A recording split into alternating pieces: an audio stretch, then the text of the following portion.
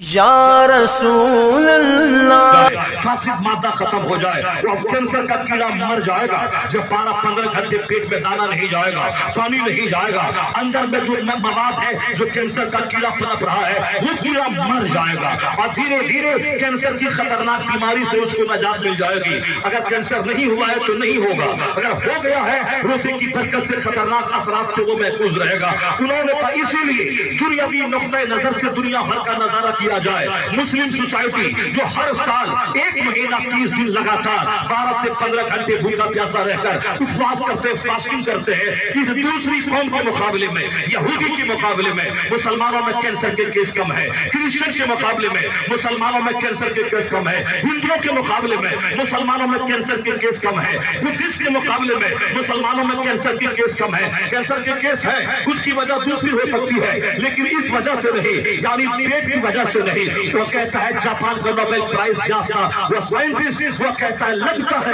یہ مسلمان ہر سال 1 مہینہ تک جو بھوکا رہتا ہے 12 سے 15 گھنٹے یا بھوک کی وجہ سے کینسر کا کیڑا مر جاتا ہے، کینسر کی بیماری ختم ہو جاتی ہے۔ تو میں کہتا ہوں آج جاپان کا ڈاکٹر بولا فاسٹنگ کیجئے ہیلدی بن جائے گا، ہندوستان کا رام دیو بولا observe fast you will be healthy، اپواس کیجئے مہینے میں 3-4 دن آپ ہیلدی بن جائیں گے۔ قربان مصطفیٰ جان رحمت کی ذات گرامی پہ میرا مصطفیٰ 1400 سال پہلے کہا روزہ رکھ اللہ کے لیے جنت وہاں ملے گی، اور یہاں روزہ رکھ سومو تصحو، روزہ رکھ تم صحت مند بن جائے گا، روزہ صحت مند بن جائے گا۔ جو بات آج رام دیو نے کہی ہے جاپان کا سائنٹسٹ بولتا ہے، دنیا بھر کے میڈیکل ایکسپرٹ بولتے ہیں گیس کی بیماری زیادہ کھانے کی وجہ سے، کینسر کی بیماری زیادہ کھانے کی وجہ سے، اور شوگر کی بیماری زیادہ کھانے کی وجہ سے، ہارٹ کی بیماری 24 گھنٹے کھانے کی وجہ سے، یعنی پیٹ بیماریوں کی ماں ہے یا پیٹ کی بیماری کو جنم دیتا ہے، اس کا سب سے بڑا فیکٹر ہے زیادہ کھانا پینا۔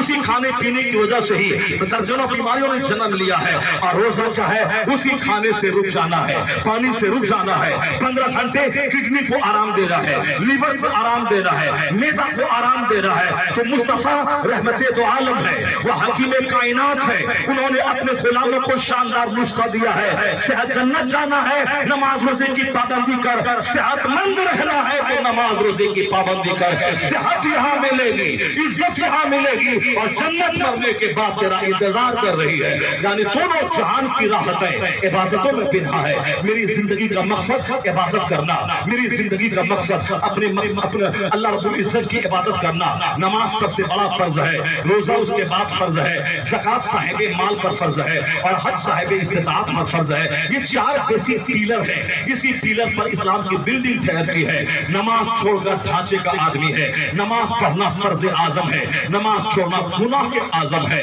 روزہ جو رکھے رمضان میں نہ رکھے، طاقت ہونے کے باوجود، استطاعت کے باوجود، اللہ تبارک و تعالیٰ اس بندے سے سخت ناراض ہوتا ہے۔ اسلام کے حاکم کا قانون یہی ہے اس کے گھر میں آگ لگا دیے جائیں۔ صحت مند آدمی کے لیے کھانا رمضان میں تیار ہوتا ہو، آگ سلگتی ہے اس گھر میں آگ لگا دیے جائے، روزے دار کو جیل میں ڈال دیا جائے جب تک کہ وہ توبہ کر کے روزے کا عادی نہ ہو جائے۔ نماز پڑھنا سب سے بڑا فرض ہے، ماہ رمضان کے روزے رکھنا یہ بڑا فرض ہے، زکوٰۃ پائی کا حساب دینا، یہ حساب کر کے نکالنا یہ فرض ہے، اور زندگی میں ایک بار پیسہ خرچ کر کے وہ جگہ جا کے بندہ دیکھ لے جہاں سے اسلام کا سورج چمکا ہے، مینا دیکھ لے، مزدلفہ دیکھ لے، عرفات دیکھ لے، تاکہ ساری زندگی وہاں کی برکتیں ان کے ساتھ موجود رہے۔ یہ ہے بیسک پیلر۔ دنیا کا سب سے بڑا کام اللہ کی عبادت ہے، ہم پیدا ہوئے ہیں رب کی عبادت کے لیے۔ اللہ فرماتا ہے کہ میں نے زمین آسمان ساری نعمت تیرے لیے پیدا کی، رات کا سناٹا تیرے لیے تاکہ 8 گھنٹے آرام کرو، دن کا سورج تیرے لیے تاکہ اجالے میں کام کاج کرو، پڑھائی لکھائی کرو، اپنا سارا کاروبار کرو۔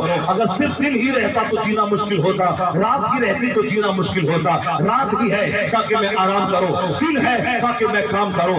اللہ نے زبان دی، آنکھ دی تاکہ میں بولوں، تاکہ میں دنیا کو دیکھوں۔ اللہ نے میرے زندہ رہنے کے لیے ہوا دی، آکسیجن دیا، اور کھانے کے لیے شاندار خوراک دیا، دودھ دیا، پرندوں کے گوشت دیے، اللہ نے مچھلیاں دی، اللہ نے سیب سنترے ویجیٹیبلز دیے۔ یہ سارا سامان میرے لیے ہے، جدھر آپ نظر پڑائیں یہ ساری نعمتیں میرے لیے ہیں۔ اور میں کس کام کے لیے پیدا ہوا ہوں؟ تنہائی میں بیٹھ کر غور کریں گے میں کس کام سے پیدا ہوا تھا، میں کر کیا رہا ہوں۔ جب تنہائی میں غور کریں گے دودھ مچھلی میرے لیے، میں کس کام کے لیے لیے, یہ زمین آسمان میرے لیے, میں کس کام کے لیے, یہ آکسیجن میرے لیے, میں کس کام کے لیے, یہ دنیا کی بہاریں میرے لیے, یہ موسم کی تبدیلی میرے لیے, میں کس کام کے لیے. تو آواز دے گا قرآن, تیرا ایک مقصد ہے کہ ساری نعمتوں کا استعمال تم کر لے, دودھ مچھلی تم کھا لے, گوشت تم کھا لے, پھل فروٹ تم کھا لے, کاجو کشمش اخروٹ تم کھا لے, سب تم کھا. تیری پیشانی کا سجدہ اللہ رب العزت کے لیے ہے, اللہ رب العزت کی پیشانی کا سجدہ ہے.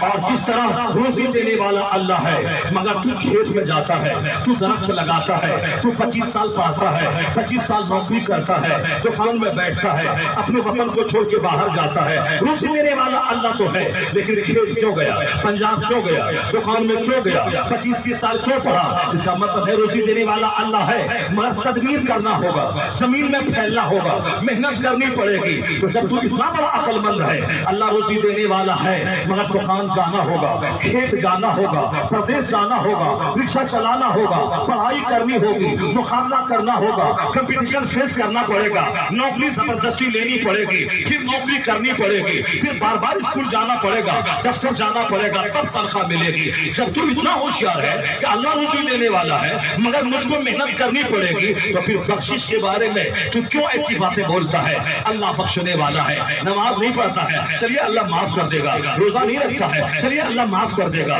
سر سے لے کے پاؤں تک بدکاری کی کیچڑ میں دھسا ہے, چلیے نا اللہ سب کو معاف کر دے گا. اللہ معاف کرنے والا ہے. تو اللہ روزی دینے والا بھی تو ہے, مگر وہ احمد وہ گدھا اتنا ہوشیار ہے کہ وہ جانتا ہے کہ کھیت میں جاؤں تو بچہ مر جائے گا, اگر دکان پہ نہ بیٹھوں تو میں مر جاؤں گا. تو روزی روٹی کے لیے اتنا ہوشیار ہے کہ دکان میں جاؤں تو مر جاؤں گا. کاش یہی فکر دماغ میں بیٹھ جائے. اللہ روزی دینے والا ہے, مگر محنت کرنی پڑے گی, دکان آتے جاتے رہنا ہوگا. اسی طرح اللہ بخشنے والا ہے, لیکن مجھے تدبیر کرتے ہوئے نماز پڑھنی ہوگی, روزہ رکھنا ہوگا, حج کرنا ہوگا, زکات دینی ہوگی. جس طرح ہوشیاری ہے کہ دکان جائیں گے تب روزی ملے گی, اسی طرح دماغ میں بیٹھا لے کہ روزی کے لیے دکان جانا آنا ہوگا, اور جنت کے لیے مسجد آنا ہوگا. جنت کے لیے عبادت کرنی پڑے گی, ورنہ روزی روٹی کے لیے اللہ روزی دینے والا ہے, محنت ضروری ہے, اللہ بخش دے گا.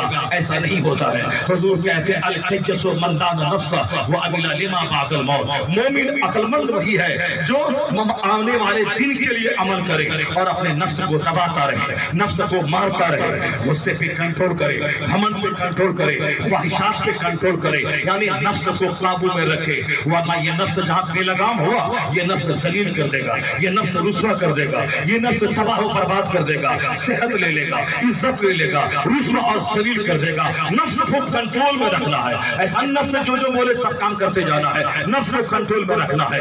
اور جو مرنے کے بعد کی دنیا ہے وہاں کے لیے عمل کرنا ہے, نیکی کرتے رہنا ہے, اس کو دریا میں ڈالتے رہنا ہے. 50 حج کر لے, چرچا نہیں کرے, 50 عمرہ کرے, چرچا نہیں کرے, بچپن سے نماز پڑھے, چرچا نہ کر, اللہ سے ڈرتے رہے, اللہ سے ڈرتے رہے, روتے رہے. میں نے حج کیا 50, اگر تو قبول نہیں کرے گا الہی تو میں کیا کروں گا. اسی لیے بندہ نیکی کرے, ڈرتا رہے. اور ایک دن کا برابر اگر گناہ کیا ہے اس کو یاد رکھے, یہی گناہ مجھ کو تباہ کر دے گا. یہی ایک چنگاری سارے گاؤں کو جلانے کے لیے کافی ہے, ایک ماچس کی تیلی سارا گاؤں جلا دیتی ہے. اسی طرح چھوٹا سا گناہ ممکن ہے کہ سارے وجود کو جلا کے راکھ کر دے. گناہ کو چھوٹا نہ سمجھے, گناہ کو یاد رکھے, اور نیکی کو بھول جائے. کرنے کے بعد پہاڑ برابر نیکی ہو, اس کو بھول جائے, اس کو بھولنے کے خاتے میں ڈال دے. ایک دن کے برابر گناہ کیا ہو اس کو ہمیشہ یاد رکھیں, تاکہ آنکھ بہتی رہے, دل جھکا ہوا رہے, رونگٹے کھڑے رہے, اللہ کے خوف سے آنسو رہے, نیکی کرنے کا شوق پیدا ہو. اور قیامت کی نشانی ہے کہ بندہ ایک گناہ کے پہاڑ کو بھول جائے گا, اور ایک دن کا برابر 5 روپیہ کسی غریب کو دے دے گا, مسجد کو دے گا, تو یاد رکھے گا کہ میں نے اتنا بڑا کام کیا ہے. 50 کروڑ کی پراپرٹی اللہ نے دی, اس کا شکر ادا نہیں کرے گا. اور وہ 5 ٹکا غریب کو دے دیا, 50 جگہوں پہ چرچا کرے گا, میں نے 5 ٹکا دے دیا ہے, میں نے 5 روپے مسجد میں دان کر دیا ہے, سیمنٹ کی بوری میں نے دے دی ہے. یہ اس خندق میں لاکھوں کروڑوں روپے ڈالا ہے, اس کا کوئی مطلب نہیں ہے. اپنے بال بچوں کے پیچھے کروڑوں خرچ دیا ہے, اس کا کوئی لیکھا جوکھا نہیں ہے. قیامت کے دن 1 انچ بندہ ہٹ نہیں پائے گا جب تک کہ 4 سوال کا جواب نہ دے دے کہ زندگی کس کام میں گزاری, نیتا گیری کرنے میں, یا کھیت میں صرف ہل چلانے میں, یا بازار جا کے آگے سامان لا کے کھا پی کے پیشہ پخانہ کرنے میں, کیسے زندگی گزاری, یا زندگی کا کیا مقصد تھا, تم نے کس کام میں لگایا. بندہ کو جواب دینا ہوگا. 1 انچ بندہ ہٹ نہیں پائے گا قیامت کے دن اللہ رب العزت کے سامنے سے. دوسرا سوال ہوگا, تم نے